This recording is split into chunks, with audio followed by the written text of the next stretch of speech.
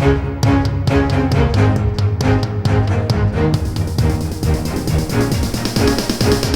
is the Washington Times front page for Tuesday, January 23rd, 2024. Thanks for joining us. I'm George Gerbo. New Hampshire's first-in-the-nation primary will give Nikki Haley her best chance to trip up Donald Trump. Susan Ferricchio reports only Haley has survived to compete with the former president in the primary. She won all 6 votes in the remote town of Dixville Notch, which traditionally votes first in the Granite State. Polls show Trump leading President Biden in some key swing states. Other Republicans believe Haley holds the key to stopping him and hope she can pull out a win that will propel her into the February 24th South Carolina primary.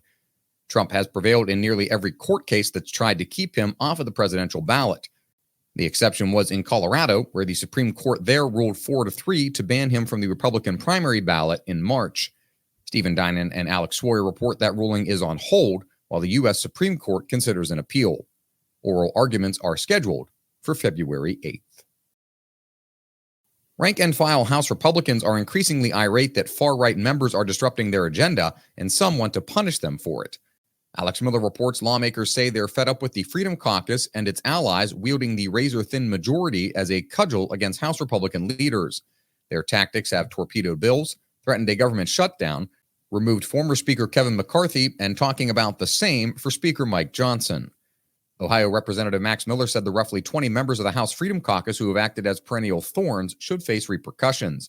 He suggested stripping them of committee assignments or cutting them off from fundraising.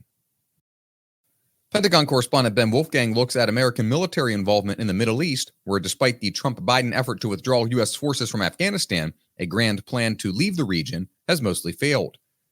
Trump and Biden were sucked into the region for different reasons and under different geopolitical circumstances.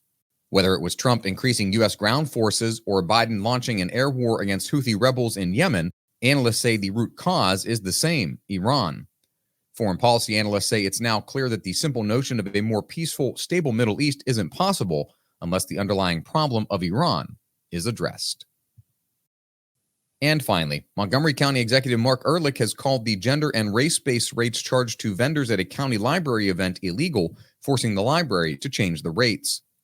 Mallory Wilson reports the MoComCon event at the Germantown Library was charging vendors who were people of color or women $225 without electricity access and $250 with electricity. Everyone else paid $275 without and $325 with electricity.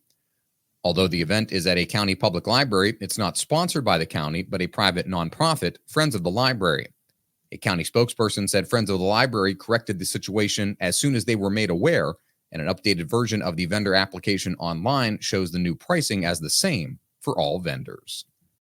Find all of today's front page stories at WashingtonTimes.com/front page or on the Washington Times app, and find us wherever you get your podcasts. Just search Washington Times in any major podcast app.